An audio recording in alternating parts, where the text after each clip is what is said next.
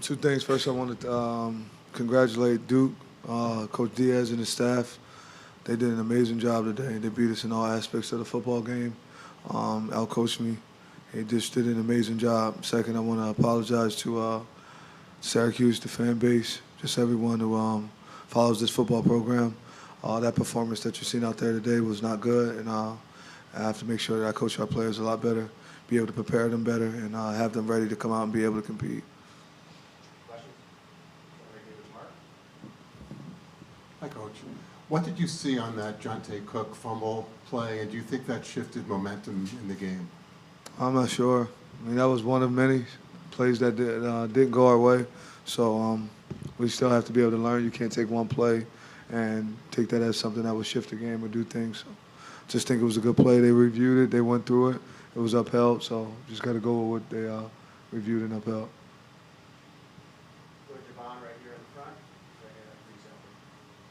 Fran, speaking of that play, was it coming into this game, did you know that you could, on a targeted review, overturn something into a fumble? Like, I don't know if I've ever seen that before. Had you seen something like that before? Yeah, it's possible. That can happen. I've seen different things happen with ball.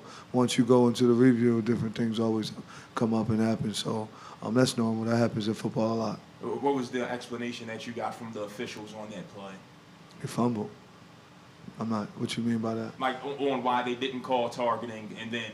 Oh, well, he had the football. He became a runner, so he wasn't defensive anymore. So once that happened that way, it was just they made the right call. Hi, Coach. In what areas of growth, and what can this team learn from in this loss today? Just adversity. I'm a faith-driven dude, right? So things happen for reasons, right? There's a lot of blessings in disguise possibly in this. I couldn't really tell you that right now, but there's a lot of adversity. You'll see people stick together. For me, when your back's against the wall, that's when some people usually are at their best. So you get an opportunity to see. It's good for our players because I would like for a lot of them to look at their phones right now and see the text log. And I want them to see the text log from last week. And then I want them to remember that and work. Just understand no matter what, you still got to work tomorrow. Still got to work tomorrow. Don't allow those things to mess you up. You got to live in the moment at all times. Go to Dan over here on the left, and then go to Zach in front. Coach, over here. Just looking at Ricky Collins, this obviously being his first start ever collegiately. I know you didn't get into the end zone, but what were some of those takeaways and maybe some things you can build off of, knowing that this was a moment for him to step out and be the leader? I think he's going to do a good job coming down the line. I think he'll continue to get better. I mean, she can't get worse, right? But he was doing his job. He was able to move the ball. There's a lot of different flags and things that happen at certain weird times that will never give him a chance to get the drive started and sparked. But I'm comfortable with him. I'm comfortable with what he's done. I think we can gain off of the performance he had today. There's some things that he did well. There's some things that we'll fix. But I'm comfortable and thankful that he's our quarterback. Go to Zach right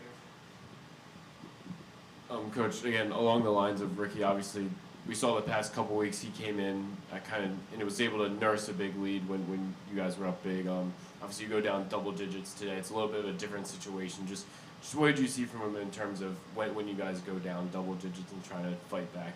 I don't think that's all on Ricky.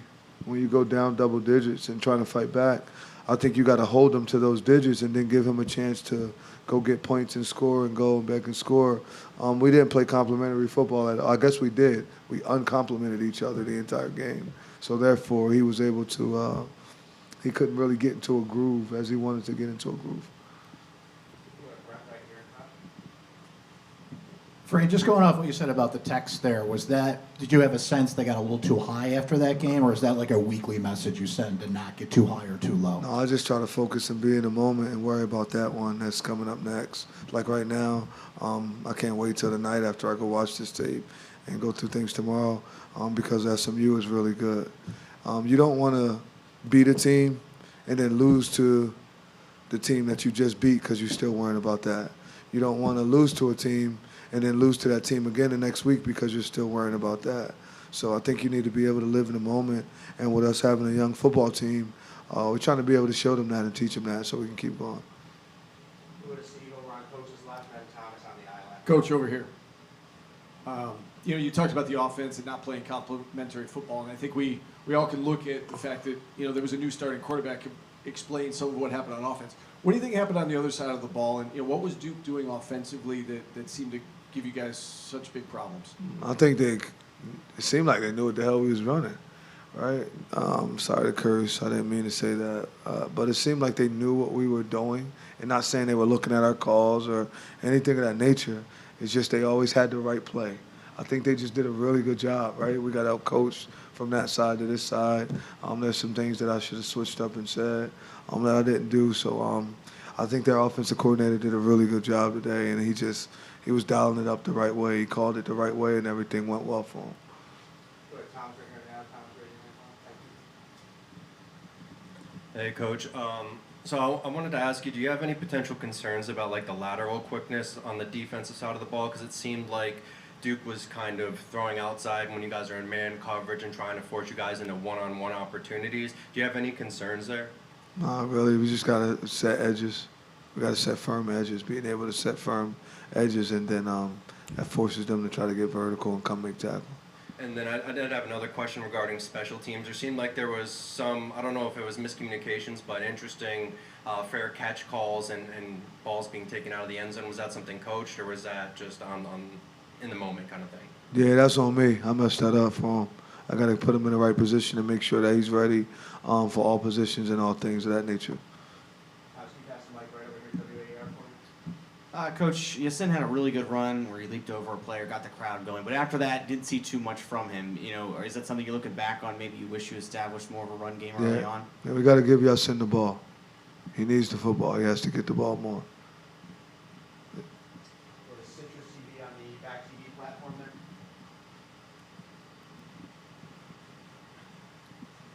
Coach, once the game was just about decided, was there any discussions to see what Jakari or Luke could do out there, and what went through the decision to just keep Ricky until the very end of the game? Ricky's our quarterback. We started the game with him. We wanted to end the game with him. Go to Javon up front. Fran, in terms of run defense, what is the way you go about fixing that this week? 200 yards again for the second time this season. How do you go about fixing the run fits and, like you said earlier, sealing the edge to make sure those big explosive plays don't really happen? Guys got to make sure when you're supposed to spill, you should spill, meaning hit with the opposite arm. And then when you're supposed to box, you should box. There was a few times where we boxed to nobody when we should have spilled, and then vice versa. So you got to be a little bit more detailed in those areas. I got to fix those areas up. Those were some of the things that I probably messed up as I went over there this week. During camp, Coach Wright at all, we heard him say a lot, lose with leverage to the linebackers. Repeat that? He used to say, miss your tackles with leverage in Yeah. camp. How much did that show up today? And again, just... We gotta put our pads on people, right? I mean, we were diving at the ground and stuff like that, right? That's not how you tackle. We gotta run through contact. We just got pumped, right? We didn't play tough football, so it shouldn't look like that. It's not good. That's not how it's supposed to look. We have to make sure that we use our shoulder pads and helmet. Fran, just looking back on last year, coming back from that Pitt game and the way that you guys were able to respond and put up, such a good month of November, what lessons did you learn from how your team responded to that you're looking to maybe replicate after suffering a loss like you did today? I gotta watch the film. Like last year was last year, this year is this year. I'm gonna do everything I can to make sure that we can have an opportunity to go out and win the next time we hit the football field. But for me to be that detailed about telling you that right now, I will be making something up, and I don't want to do that. Well, maybe not on the field, but in terms of how to keep the team, mentally intact, what did you learn last year that you might, want to do again this year? They'll follow me. I'm never going to quit. So my energy will always be up. That's why I'm the head football coach, so they'll follow me. I got to make sure I continue to set the tone. We'll go right to Christian in the second row there, starting with last two questions with him. Fran, we got to see Emmanuel Ross today make a few catches towards the end of the game. What did you see from him, and how pleased are you to get him back onto the field? He's a good player. Just want him to stay healthy. When he's healthy, he could play ball. He's physical. He could block. He could do a lot. So, praying that he could stay healthy and continue to play, because he could definitely help our offense in that loaded receiver room. And then last question over here on the side of Dan. Fran, I know you said you owe an apology to Syracuse, to the city. Just how you move forward here. They had a huge high last week, got a little bit of a different week this week. Just what you can say about this city and leaning on the city as you head to the road. I'm gonna just work.